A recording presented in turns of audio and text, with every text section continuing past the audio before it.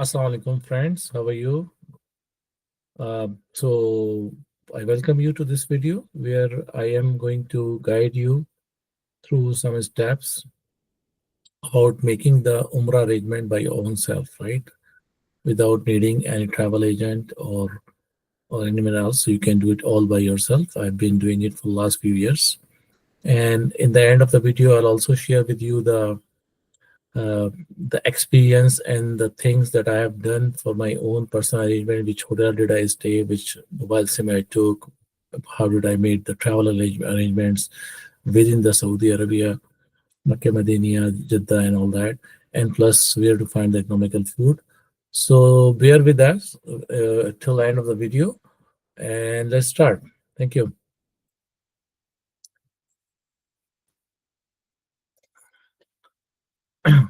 So it's pretty detailed video in a sense that I'll try to give as much detail as possible to make sure that you can do everything required for your travel arrangements perspective, right?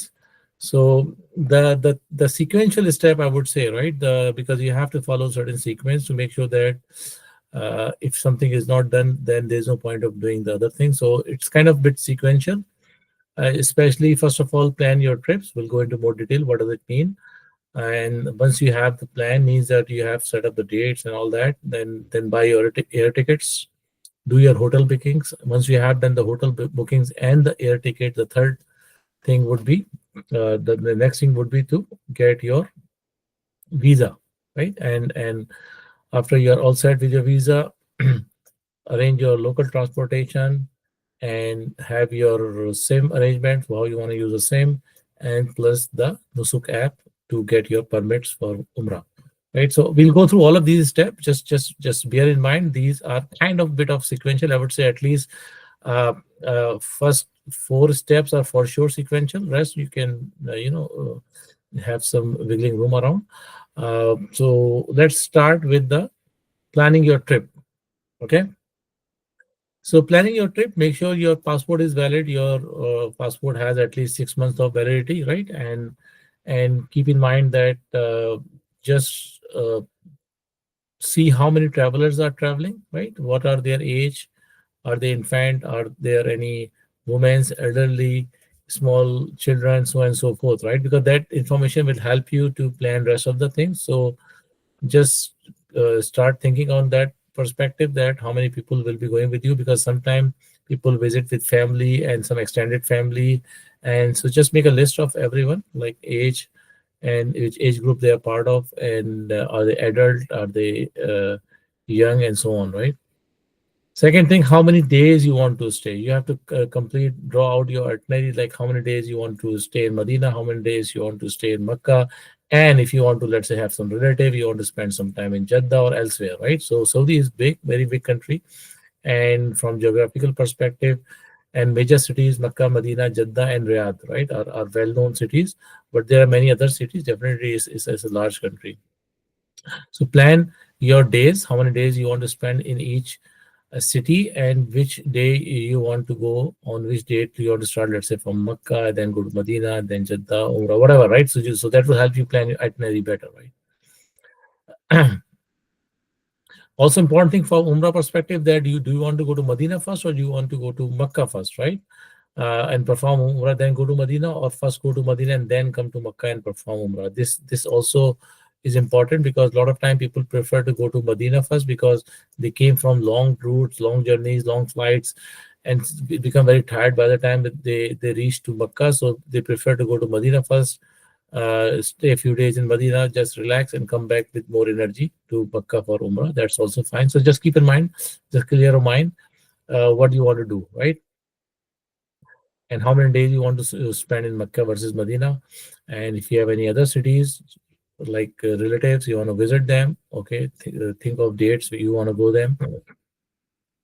The important thing is to mark the dates, write down on your paper, or some Google sheet or Excel sheet or any paper and document, just to write the dates each and where you will be staying in each city, right? And also, once you are in Saudi Arabia, then yourself, like traveling between Makkah to Jeddah, Medina to Jeddah, Makkah to Medina, or maybe to other cities or Riyadh or Jeddah, whatsoever, right? Whatever. There are different mechanism available for the traveling or transportation. So which one would you prefer, right? So we'll go into detail of each of these is transportation in the transportation section. Also, what are more feasible or practical depending on the scenario, right? There is no single answer, right? Everyone has different needs. Every family has different situations. So based on your situation, you can decide what works better for you.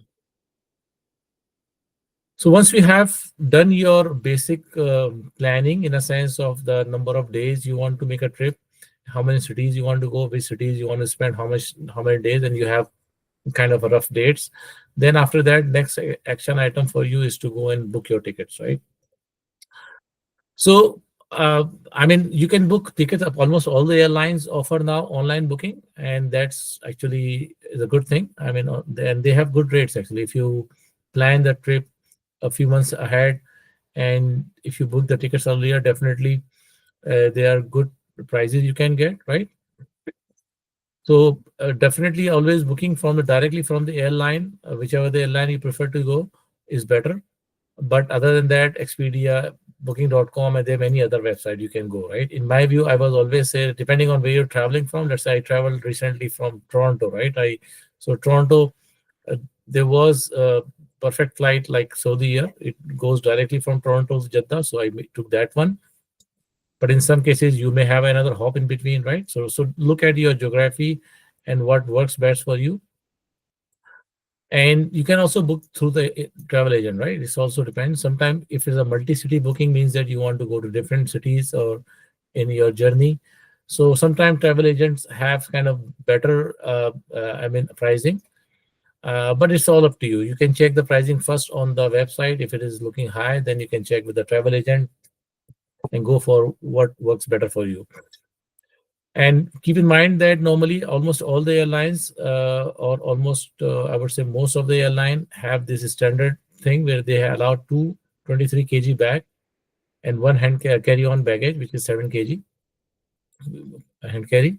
So if you need additional luggage, right? So it is always best to get it right upfront with your ticket rather than going on the airport and buying from there. So normally airlines, I travel to Saudi Arabia, they have this option that you can upgrade one of the bag to 32 kg from 23. A second option that you can buy an additional bag. So to tell you the truth, I did this thing. If I had some extra luggage, so I paid, I think, I don't know how much I paid, $70, I think, just for an extra bag, right? $70 Canadian actually for to upgrade one of my bag to 32 kg. Otherwise, I think you can pay a little bit more and just get a third bag along with your on top of your two existing bags. Zamzam water, most of the British airline, Pakistani, I think most of the Bangladeshi airline, they when you go for Umrah or Hajj, they allow this 1 5 liter Zamzam water as an additional luggage without any extra charges, right? So this is kind of courtesy of these airlines, which understand that you're going for Umrah and you will be bringing back the Zamzam water, and so whatever the official packaging that Saudi government provide you for 1 5 liter liter cane, they will allow without any extra charges, and it must be packed officially from the Saudi government, sealed, and you can get it from the uh, airports, right? So I will go into detail how you have to get the Zamzam, but important thing is that this can come for free. Most of the airline allow as part of your Umrah or Hajj journey. Hotel bookings, I mean, just use the booking.com actually myself, but there are many other websites. Internet is full of these websites which allow the bookings. You can find any website which works better for you. As I said, for me, I took it from booking.com, and there's no hotel which are super close. I mean, they used to be a few years ago, 10 years ago, there used to be hotel which are a bit closer, but now most of the close by hotels are demolished, in at least in Makkah, and so you have to be ready to do a little bit of walk, right? So, and this is part of the norm when you go for Umrah or Hajj journey, you always have to ready for the longer walks, and because that's part and parcel of the this holy pilgrimage. So When you are booking your hotel, there are few things that you should keep in mind, right? As I said, look at the demographics of your family and what type of age groups they are in, and are there any elderly people? Are there any disabled? Are there pregnant women? Are there women? What is their mobility, right? Are they all able to walk 15, 20, 30 minutes without any issues? Or you need some support in terms of someone needs a wheelchair, or and some kids have to go with you, and so on and so forth, right? So look at this perspective, right? So that will help you decide that how far can you go, right? The reason is that uh, uh, the further you go, the cheaper the hotels are. This is a very simple rule, right? So, but sometimes people go very far and stay deep in the city and they take shuttle or the taxis. That's also fine. That you can save money. But sometimes if you can walk, let's say 15, 20 minutes walk, you can find very nice, neat, and very good hotels at a very economical price, and food can also be very good. So this is the way. If you have no mobility constraints, then definitely you can save some money on the hotels. Food wise, definitely they have a lot of food options available. If you go further in the city, the more options are available. Even within the proximity of Haram, Masjid Haram and Masjid Nabi, you always find good food. But at the same time, from the breakfast perspective, I always recommend to take a hotel which offers the breakfast included in your hotel deal. That helps you with the morning fatigue. You don't have to worry about going around for looking for the tea and breakfast things and so on, right? So included breakfast, I personally always prefer, and there are a lot of good hotels, a lot of hotels which offers at a fairly reasonable price, and actually most of them have the included in their fare, right? So Makkah hotels, the closest hotel, because as I said, most of the close by hotel which used to be there 10, 15 years ago have been demolished, and now only the large big name hotels are in the close proximity. So Makkah Tower and Clock Tower hotels are the closest possible, I would say. They are almost at the Haram boundary, right? So it's ideal if you have people with mobility challenges and you have people on wheelchairs. So it's always good for these hotels, but definitely these are expensive hotels, right? So if you can walk, it's always better, right? Um, if you have to go for Umrah or Tawaf, right? So easiest one is to enter from the King Abdulaziz Gate or King Fahad Gate. That gives you the quickest walk to the Hajar Aswad or the green light area where you can start your Umrah, right, or Tawaf. So make sure that if you have to make the frequent Tawaf or frequent Umrahs within your trip, so having a hotel close by to these hotels is always better. And Makkah Tower and Clock Tower both are kind of very close proximity to these gates, right? In Medina, is movement is little easier because terrain is flat. Makkah is hilly and all that, you know that, right? So with Medina, because it's a terrain is flat, walk is not a problem. You can walk longer distance without much issues. But end of the day, if you have elderly or people on wheelchair, then you have to look for a gate which is closer to following gates, right? Because hotel closer to these gates is give you a little bit flexibility and convenience that you can save some time in walk and riding the wheelchair, right? Normally, gate 36 and 37 is very close to the Rauda area, Riyadul Jannah area, where we have to go and pray. So, and also for the women's, these gates are normally permissible to enter the women's. And for us, we were using mostly gate 24, 25, 26. So keep in mind, right, when you're selecting the hotel, that it has to be closer to these gates, because you will be frequently visiting these entering to the haram through these gates, right? Okay, so now you have booked your flight and hotels. Now third thing is to do is to apply visa for your Umrah. So normally tourist visa, it's also called the Umrah visa commonly, but is normally now the right terminology is the tourist visa. It if you anytime you have to stay more than 96 hours, you should have a tourist visa. This is important, right? And it's valid for 1 year, right, from the date of issue, and you can stay 90 days in one trip. So this is good to know, right? Once you have 1 year visa, it doesn't mean that you can stay 1 year. You can stay up to 90 days per trip. and it has to be obtained before your travel, is not on arrival. And it's a multiple entry. You can travel as many times as you want, and you can travel any city within the Saudi Arabia. Let's say you have relatives in other cities, Riyadh, Taif, Jeddah, wherever, right? So you can go on this visit. Visa allows you. There is no issue with that. Tourist visa. You have to be 18 years or elder, right? Uh, to enter alone. If you are going alone, and you are younger than 18 years, you have to be accompanied by a guardian, parent, or adult, right? So you must be 18 plus to enter alone. That's the bottom line. You can apply as earlier as you possible, but it will be valid for 1 year from the date you get the visa. We usually get it from the same day with the online applications. So, but in my view, don't apply too early and don't make it too late. 15-20 days earlier than your flight time is, I think, is reasonable.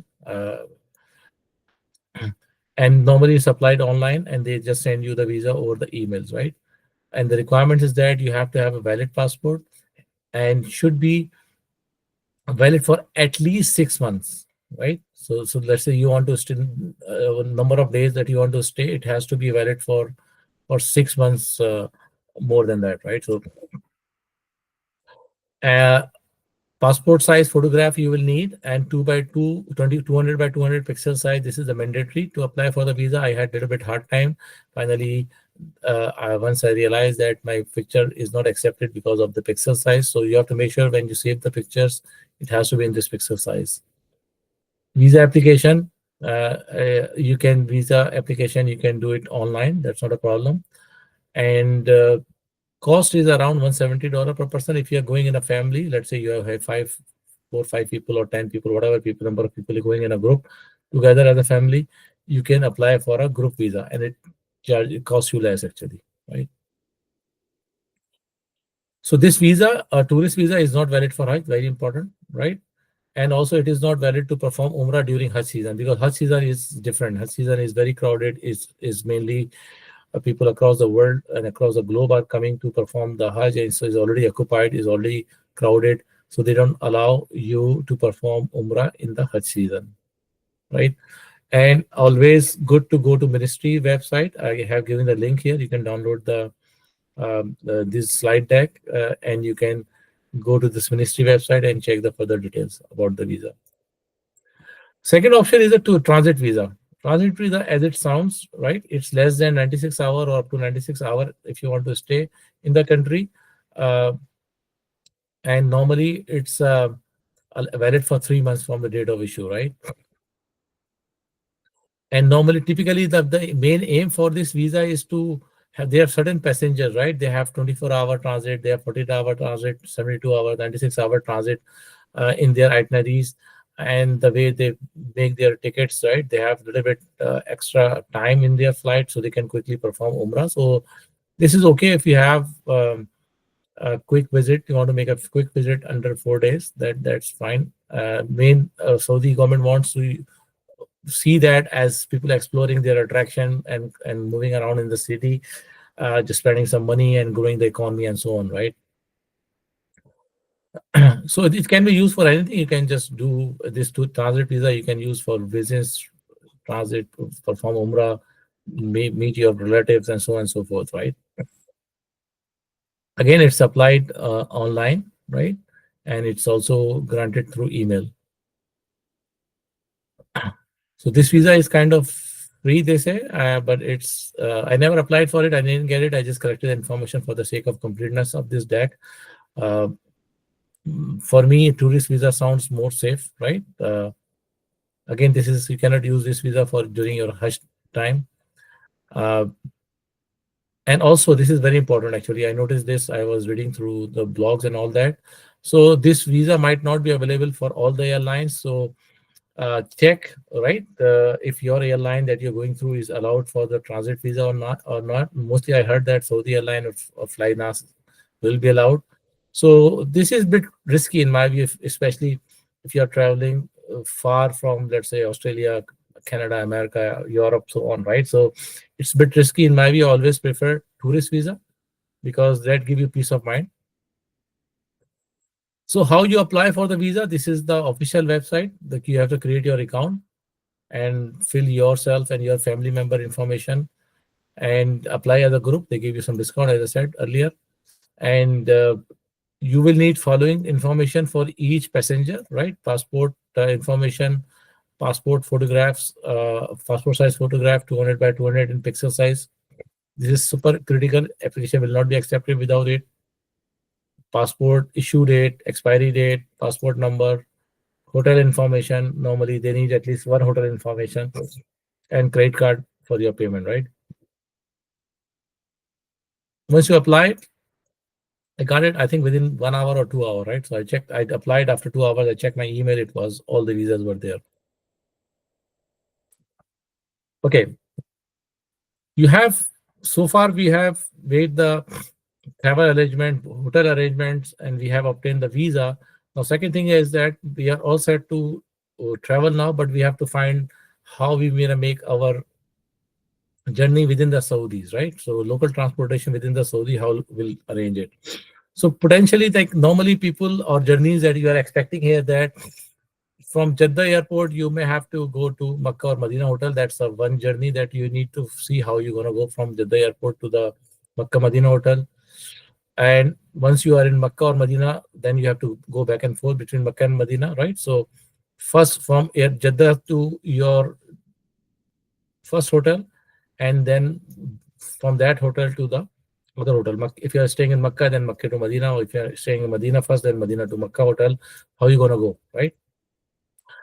And if you want to do ziyarat in Makkah and Medina, then you need someone to transportation to take you there. And finally, once you are leaving the country from Makkah or Medina, you have to get back to your airport, right? So from your hotel to airport, Makkah hotel to Jeddah airport, or Medina hotel to Medina airport. So these are the kind of potential journeys. You may have other journeys. Let's say if you want to visit your relative and some other city, so that may also be, you can consider during your trip. But normally people going for Umrah, these are the typical journeys they make, right? They land normally in Jeddah airport. People coming from Europe, America, Australia, Canada, they normally land on Jeddah. Then they decide either they want to go to Makkah or Medina, and they take typically a train or bus to go there. And similarly, once you are in Makkah to Medina travel, this is the most important travel, which pretty much every Umrah Hajj Zahir do that anyways, right? So this is around 435-kilometer distance, driving distance, right? And there are options available, multiple options available. You can take the Sepco bus. This is Saudi transportation system. You can book it. This is the most economical options. Makkah Medina cost, when I checked last, it was around 70 riyal. But it takes a lot of time, to tell the truth. It's a pretty hectic, and I have traveled it. It's not very convenient, right? It save you money, but end of the day, it's very tight. It's restricted. Drivers has full control. They can stop wherever they want to stop. And if you want to stop over somewhere for washrooms, or they probably won't entertain. So the thing is that it's control of the driver, and it's not very convenient. It takes a lot of time. You become very tired by the time you reach. So I don't use that anymore. I used to do that before, especially with family. I never recommend this one. Second option is that you can always take airline, right, between Makkah and Medina. Makkah and Medina airline, its journey is about 1 hour. There are a lot of budget airline available, which takes you very quickly and a very cheap ticket, right? Uh, but important thing that you need to know that there is no airport in Makkah. This is very important to understand. So if you're flying from Medina, they will take you to Jeddah, and from Jeddah to you have to take a taxi to Makkah. So see, because there is no airport in Makkah, and you will again be required to take a taxi from the from airport to your hotel, right? So as I said, I don't prefer personally this option. Again, I don't prefer this option. These two options, airline and the bus option, I don't prefer for my journey from Makkah to Medina. There is an option which is there are other options. The one option which recently Saudi government had introduced in last few years is a Harman train, right? This is a very good train, very good service, very comfortable, and it rides very fast pace. It's 300. It goes up to 300 kilometer per hour, And as I said, right, Makkah to Medina journey is around less than 500 kilometers. So you can imagine, right, within less than 2 hours you can reach there. Very smooth ride, and it has goes to many cities actually. So as I said, right, 2 hour plus minus, right, because it goes up to 300, and it not always going 300, but it starts slow and goes up to 300. And so roughly, I noticed that when I was traveling, so it within 2 and 2.5 hours you can easily reach to between Mecca and Medina. Very convenient. Stations are super convenient. They looks like airport with all facilities, washrooms, wheelchair access, prayer rooms. So it's super good, right? But still, you have to take a taxi from the train station to your hotel. This is important to know. Although the moment you come out of the train station, you will find taxis are waiting there. So it's not a problem to finding a taxi. You can. It's normally for all the travel in Saudi, you have to always have to negotiate the fare with the taxi driver. So if they're giving you reasonable fare, it's fine. If they're giving you the feeling that it's high, you can always negotiate. I can give you in my later in this deck. I will show you that what are the fares normally when I went there. I how much I paid. So it's very convenient. As I said, it's very comfortable, but it's not very cheap. I mean, if you're traveling with four, five, six people or larger family size, it's not very cheap. When I was booking the ticket, it was around 145 Saudi Riyal per person, but I think there was a deal that time, so I got it for 70 Riyal per person, right? And it allows one hand carry and one luggage bag per person, right? There's a space in each train uh, portion that where you have put your luggage, and then the sitting arrangement is there. So it's each compartment has a storage space. So one bag is allowed, but you can pay for extra bag. Let's say if you have two bags, let's say as I said, normally when we travel from outside, we have more bags, at least two bags, hand carry, two luggage bags and one hand carry. So you can purchase one additional bag, right? So to keep it with you. But it's a good travel arrangement. It's a comfortable, smooth ride, and there's also food available to purchase from within the train. So it's overall it's a good experience. I traveled this time, and I like it. And the most common and most prevalent or most frequently used option is the private taxis or private vehicle that people rent right over there, and they come with the drivers. So private taxis are available in various sizes, and you can choose what is right for your size. There are common five-seater sedan cars, right, like Camry, Hyundai Elantra, Hyundai Sentra, Santa Fe, not Santa Fe, Hyundai is very common in Saudi, by the way. You will find a lot of Hyundais. I've seen, I've not seen as many Hyundais in anywhere in the world except in Saudi. So they are very somehow famous there. So there are five-seater cars, there are eight-seater minivans, there are SUVs with large storage space, right? Large SUVs, super luxury, and there are options for the seven-seater highest type of vans, right? So you see what is right for you. This time I went there, I had we were kind of uh, uh, five people, so and we have some luggage. So we took 12-seater minivan. Actually, we took 12-seat minivan, and it helped us a lot with very convenient, very comfortable ride, and we had the very good driver, so that helped us make the journey very smooth. So normally with this taxi, it takes you around 4 hours. I think within 4 hours should be able to reach without making many stops, because it's in your control. You can make as many stops as you want, but uh, and roughly the fare for the five-seater sedan as of today, it should be under 400 reals, right? I took eight-seater minivan, and I make a deal package for the entire trip, so my rate were different. But typically, if you are looking for a, because five-seater means that one driver seat will be taken, so you can sit four passengers, right? So four passengers, it costs you around 400 reals. This is economical option, flexible option, and I like this option because it avoids you the fatigue of multiple hops. Because if you are going with the train or the air, what happened that for the last mile you still have to take a taxi. Let's say from the station to your hotel, right? With if I'm booking a taxi, I have the full control. It takes me from my Medina hotel, it drops me at my Makkah hotel, and I can stop anywhere in between, right? It gives you a little bit more control, a little bit more flexibility. And if you have a larger family, if you have more family members, it's a cheaper option actually, right? Compared to train or by air, right?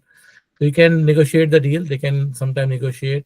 Sometimes there are drivers constantly going every day back and forth between Makkah and Medina, and sometimes they prefer to have a passenger instead of coming empty, right? So they can negotiate even less and good price if they must have to come, because sometimes they have commitments to make. They have commitments to pick some passenger. Let's say in Medina, they have must have to come from Makkah sometimes, so they will give you good rate. So try to see if they have some room for negotiation. You have full control. Drivers are mostly good. They listen to you. They will stop you when you want to stay for a restrooms or food or whatever reasons, to stretch your legs. They will always help you, and they will always listen to you. And where you get them from, you normally it's a word of mouth, right? So people, because I've been alhamdulillah going to for Umrah and Hajj for many years, and frequently Allah has allowed me to go frequently. So I've been having some contacts, but other than that, it's not a big deal. Your people in the hotel can help you finding these uh, drivers, private taxi drivers, or normally if you have your friends gone earlier, they can also share with you, right? So this is kind of my preferred option also, right? I like this option and the train option, but train option also it depends, because the last mile is also you have to take the taxi. So this way I control fully, right? I have full control, and if I have a comfortable luxury car or the van, then it's smooth actually. This time we took, as I said, 8-seater minivan, super smooth, super luxurious, super spacious. We have luggage, no issues. We stretch our legs easily. So if you have an option like that, I mean, this is more preferred in my view. Now the option is SIM versus eSIM, like how you're going to communicate in Saudi. Uh, so very easy. SIM, the moment you will land in Makkah or Medina hotel, you will find all the major mobile operators shops there, or the stalls are there, right? The counters are available. You can buy the SIM, right? So major service provider over there, STC, Saudi Telecom is the most famous one. Mobili, the second one. Zen is the third one. There may be others, but these are most common one, most famous one, and you will find easily their counters on the airports and even in the city, right? Average SIM cost around 75 real, and this is I took one of these SIM actually. So I took, I think, STC SIM, because it doesn't matter. All have fine coverage. There's no issue. And they all have pretty much the same price. Maybe someone will give you 70 real, someone will give you 75 real. And the SIM is valid for 2 weeks. It's unlimited text and call, right? And it give you some data, 2 gig data. You always have an option to buy higher tier SIM card if you want. Let's say you want to stay more, you want to have more data, right? So they are always available for additional price. So it's fine. Go can buy a higher tier. And natively, Saudi by default, WhatsApp calling or WhatsApp video calling or voice calling is not supported, right? Uh, so you can always do voice note over the WhatsApp, but you cannot do the voice call or the video call. Just 2 days ago, actually, I was reading in the news today. You can see that early 2025, and I was reading few days ago that some people write in the vlogs that WhatsApp calling started working in Saudi, but there was not officially announced. There is no official announcement from the government. Is it allowed or not? It somehow is working. We're not sure. Is a glitch in the system, or is it temporarily allowed, or is it just for the testing allowed, or it will be permanently allowed, is not known right now. So I would not go with this option. I would still consider that WhatsApp is not supported for the video and voice calling. So this, keep in mind that when you buy a local SIM, you cannot make a WhatsApp call uh, and video and voice call. So alternatively, there is another option, eSIM option, right? So SIM is the physical SIM, and eSIM is the logical SIM just sitting in your phone, and it connects to your carrier. So there are some certain option available where some international mobile carrier, they provide the eSIM. eSIM for every country they provide, and so you have to, or you have option to buy eSIM for Saudi Arabia from your provider. There are many on internet available. Um, and make sure that you buy for that country, right? So it can be valid for that country. I buy from a company called Air ALO. AirLO, this is the website. I buy the same for the Saudi, so Saudi Arabia. So I installed this SIM because it's a virtual SIM, right? It's not a physical SIM. You can install it. They have a detailed instruction how to install the SIM on your Android or iPhone, and you can install it. You can keep your eSIM disabled. The moment you land to Saudi, you just enable it, like remove the disable thing, and the moment you enable it, it will automatically connect to any of the Saudi carrier, because these international carrier, they have partnership with Saudi SIM operator, so automatically it will connect to Saudi Telecom or Zan or Mobile or any other. So the one I took, it cost me around 10 Canadian dollar, right? And it's valid until your balance is good, right? And you can add more balance when it's finished. Normally, there's no landline number. They don't allocate you number. There's no calling and slash tax. It's just the mobile data they give you with this SIM. So normally, I with $10, actually I got 3 gig of data, right? There are also higher tier available. And the good thing is that it's a full WhatsApp calling, right? So I can make video call, I can make voice call, I can send voice note, whatever, right?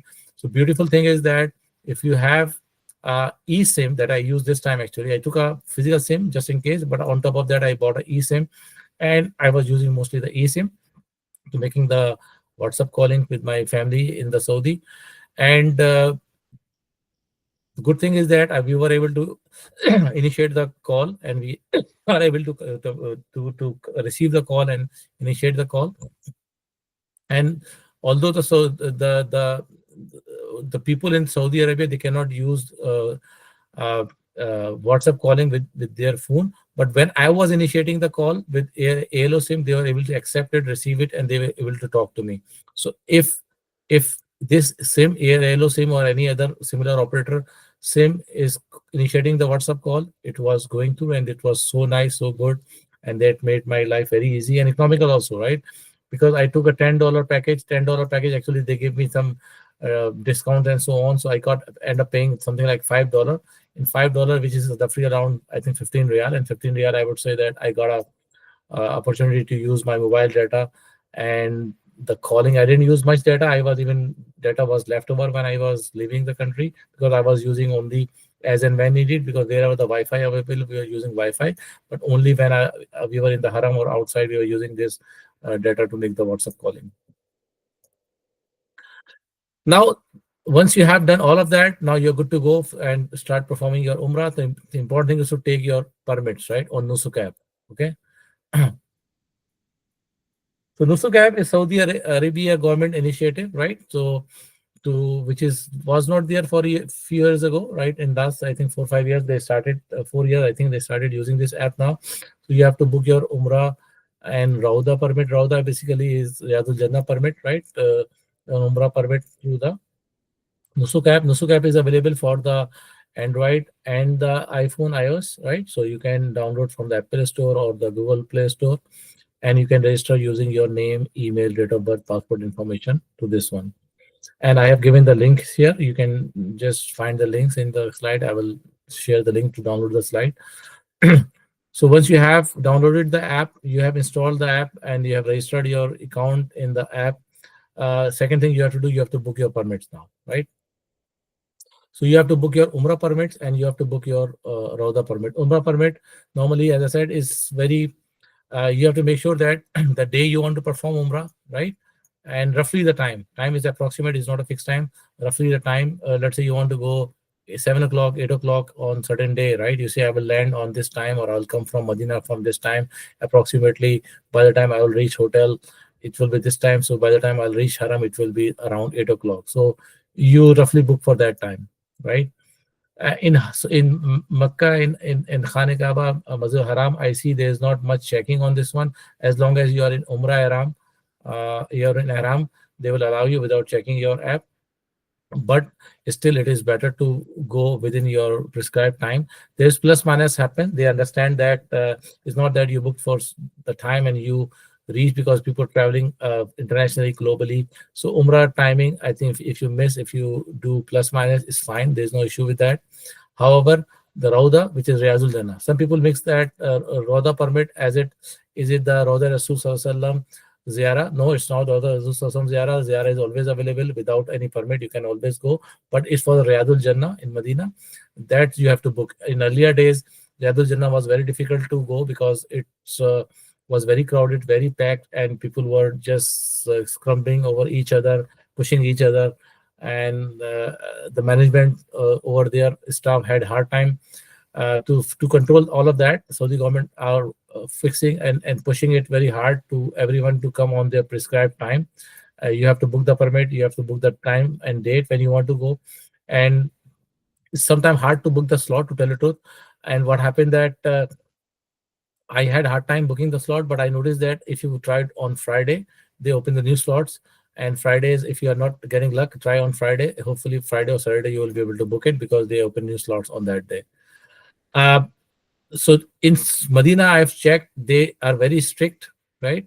When you go to Rauda or Riyadul Jannah, they will check this. If you don't have the permit, they will not let you in. And second thing is that even if you permit is there and you miss your slot, if you miss by 10-15 minutes, it's okay. They will allow it. But if you miss by 1 or 2 hours, they will not allow you. They say go and book it again. And I saw that app will not allow you to book it for another few weeks. So this bit tricky, right? The important thing, don't miss it. The bottom line is that in Medina, don't miss your Riyadul Jannah appointment. If you miss it, then you might not be able to visit Riyadul Jannah on this trip, right? So keep that in the mind and just make sure that 15-20 minutes before your allocated time you are on the gate. And important thing is that Nusuk app will require the mobile app. When you open the app, it goes and check your permit or pulls up from the system.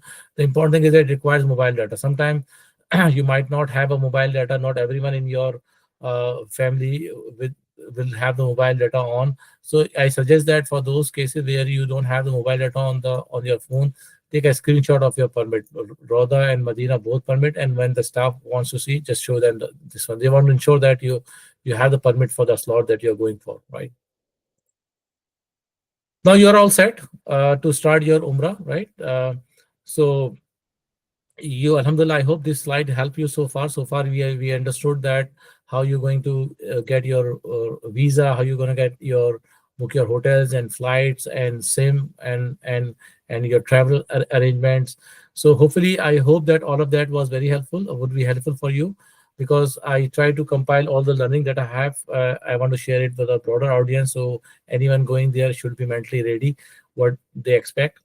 And next few slides, I'm going to share my experience of the trip, what I did, and how I did, and what was my strategy, right? So, in terms of our family member, we were 5 family members, right? Four were young, and one was elderly. It was my mother. She was on the wheelchair, and we were flying from Toronto with Saudi Airline, and we made a additional hop after Umrah to Pakistan for a few days, and we had a tight timelines. There were concerns of issue. We had certain marriage to be attended in Pakistan, and vacations were tight. So we had a very short trip. To tell the truth, we have just 2 days in Medina and 2 days in Mecca. The way we planned the trip, and we came from a very long haul flight, a 12 plus hour flight from Toronto to Jeddah. Although it was a good flight, it was Saudi Air, which recently started operating directly from Toronto to Jeddah. So it was one hop, which is always good.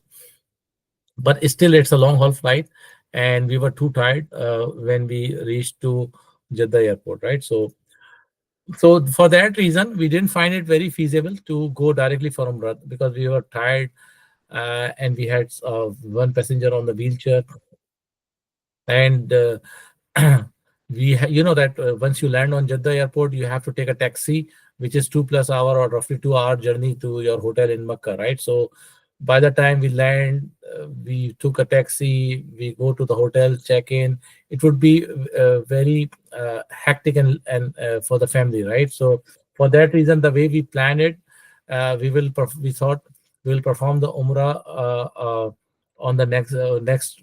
First we'll go to Medina and then we'll perform the Umrah. So we from Jeddah went directly to the Medina without performing Umrah, and we performed Umrah on the way back. So we didn't have the ihram or anything. We just traveled in our regular clothes from Jeddah to up to Jeddah, and from Jeddah we took our journey towards the Medina.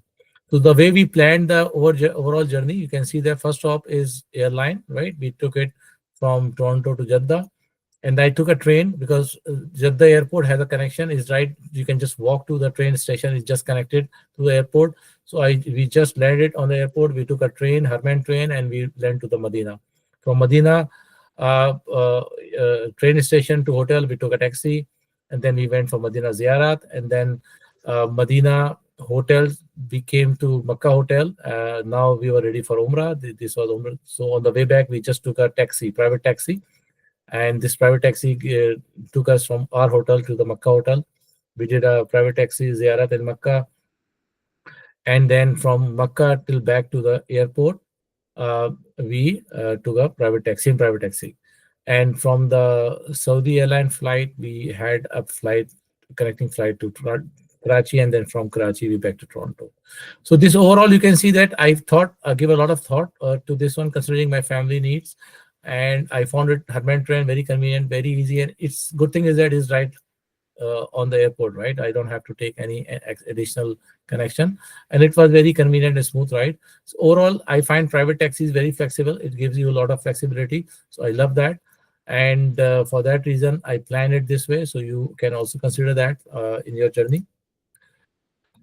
I bought the tickets through a travel agent, although I could have bought from the online also. That's fine. We had a multi-city booking. You can see that we went to Jeddah, and Jeddah. Uh, After that, we went to Karachi and back, so on and so forth. So I found it a little better that travel agent gave a better deal, I think. Uh, but it's always good if you have, you can book it yourself. It's fine. There is no issue with that. No need for travel agent. Visa, as I said, I didn't use the transit visa. I am afraid of the transit visa. I use the tourist visa, right? Although to tell the truth, I had only 96 hours in this stay. I could have probably used the transit visa, but it sounded a little risky, right? So I used the tourist visa. I found it safe. I have, it's valid for 1 year. I can go for 1 year if I plan in between, right?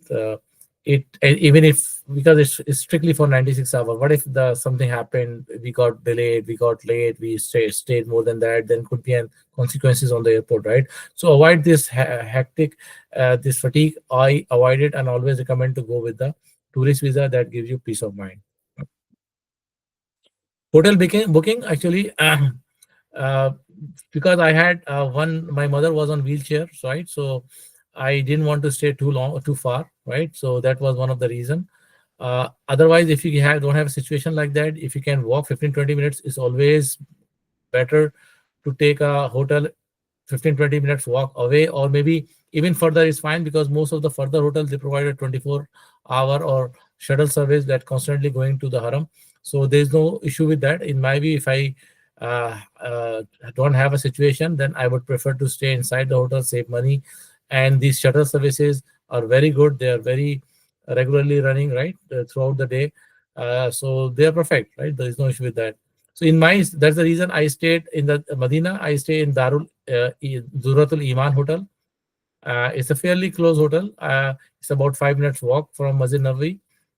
Nice hotel, good environment, good breakfast buffet. I took it, as I said, I always prefer to go with the included breakfast. Good value for money, and we paid 600 Canadian dollar for 2 nights. I did from booking.com, right? So $600 for 2 nights. It gave you kind of a 2-room suite. It's a big suite actually. It has 2 room kind of connected together, and it was very good, I would say. Uh, if you have like old people, maybe it's a bit walk, but it's not very, if you're young, for young people, it's not very far. For me, it was fine because I had a wheelchair. I was riding the wheelchair for my mother, and so and only thing is that I found it later on that we were using Rauda gate number 36, and for women we were using the gate number 26. So this hotel, Duratul Iman, is a bit far actually, to tell the truth. It took a very long walk to go to these gates, and so I would say that next time when you go, look for the gate that you will be using mostly. As I said, these are common gate that mostly women's entry and the Rauda entry is there. So check the hotel which is close by. If you can walk, far, if you don't have issues with walking, your family don't have issues with walking, then you can find any hotel. I think it's not bad. Even inshallah, Allah will reward you for every step that you are taking to in taking longer walks, right? In Medina, I took the Makkah Tower Hotel. This is the closest possible. I know it's a bit expensive, and when you Makkah Tower has many towers, right? You have. I asked them, especially my friend told them that Tower 2 is the closest to the Haram and is closest to the elevator. So I asked them, and they gave me room in the Tower 2. It was a super good hotel, super clean hotel, very good breakfast. But in my view, we paid a lot of money. You can imagine, right? $2,300 for 2 nights, and here we paid $600 for 2 nights. So it's a very expensive hotel. Although they gave us a nice suite, 2 bedroom suite connected together and so on, inside kitchen and on all that, but I don't think it's a good value for money. I think it's a super expensive, right? And I would say that I would stayed earlier in many. Allah has alhamdulillah allowed me to come to many times to for Umrah and Hajj, and I stayed in many other clock tower hotels. And I think that clock towers hotels are perfectly fine. They are good. Uh, they are pretty much at the same distance as Makkah Tower. So I would prefer next time maybe staying in a clock tower hotel, or maybe somewhere inside the city, because clock tower in my view is highly overpriced, right? If they are giving a good deal, fine, go for it, right? I would again take it if they give me the good price, similar price as a clock tower hotel, but I will not take it at the same price this time, because my mother, I didn't want to take any chances. I want to make sure I'm close as possible. I am having quick access to the haram, and we can come back for washrooms or any other needs and go back to the haram quickly without wasting any time. So that helped me. I'm not complaining, but I'm saying that look at your family situation, look at what is best. But there's not much difference between Makkah Tower and Clock Tower distance. So go for probably Makkah Tower if it is giving you the same price as Clock Tower. Otherwise, staying in Clock Tower is not a bad idea. In my personal view, next time I will not mind staying far within the city, as long as there's a shuttle running, right, all 24 hours. If I don't have a elderly or anyone needing a the wheelchair, right? So it all depends on the family situation and need. You have to look at your situation. So when I took the visa, right? When I obtained the visa, I took the visa 2 weeks, 2 weeks before my visit, right? And transit visa I didn't take. I told you earlier I took a visit visa, and it was the best option, and it avoided any hassle and any risk, right? I obtained the permit about 2 weeks ago before my journey, right? The moment I took the visa, I just started the Nusuk app permits. I got it for the entire family, right? uh, if you are not getting the slots, try on Fridays, as I said earlier, right? SIM or eSIM, I took one SIM actually. I took ALO SIM for everyone, eSIM for every single person in the family. I took it, installed 2 weeks ago. We keep the SIM disabled, right? And after once we land to Jeddah, we enabled it and it connected to the carrier. In addition, just in case, I took a Saudi SIM because we are five. I said it's good to have at least one local SIM to communicate with drivers and all that, taxi drivers and all that. However, I didn't use it much. To tell you the truth, ALO worked fine for me. In my view, you can try with ALO, stay with ALO, or whatever the carrier you go. And if you see that there are issues, there are challenges, you can always buy a local SIM. There are always outlets in the city and airports and everywhere. So if you want to be super safe, go for a local SIM plus ALO. If you want to save money, go with only ALO or anything like that, right? So this is my recommendation. Um, how much I pay for the Harman ticket? I said I paid roughly 70 riyal per person, right? I took it a week ago before my travel, and you have to take a printout or you can keep it on your screenshot on your mobile phone, because there's a QR code that they scan on the entry. That's how the train entrance gate of the station opens, right? I hired, as I said, an 8-seater minivan. There's super comfortable, super easy. I loved it, and we stopped many places for eating food and namaz and all that, right? Prayer. I took a complete package. I made a deal with the driver. I negotiated, and I told them that I have to go this many things. I have to go to Harman station to hotel, and then Ziyarat, and then Makkah to Medina, and then Makkah Ziyarat, and back from Makkah hotel to my journey, right? So these were the roughly charges. You can say I cut a deal, but roughly these are the charges to give you an idea, right? They should be charging at least in 2024, 25. They were charging in this range, right? So you should be paying in this range. Maybe they will increase their fares. Things are getting expensive everywhere. In the future, it may change the price, but roughly around you should be looking for this price range for these trips. You can always negotiate, you can always find less, right? As I said, mine was the 8-seater van. If you have a smaller sedan, you can always pay less. Food, I mean, food is always food is good there actually. We always took breakfast included. I always preferred to avoid the morning fatigue. Um, there are a lot of good external food chains, KFC, McDonald's. Albake is local food chain for the chicken, fried chicken, and all that. And roughly, I mean, the burger combo meal with fries and soft drink is roughly around 25 to 30 real, which is around, I think, I don't know, 10 Canadian dollar roughly, right?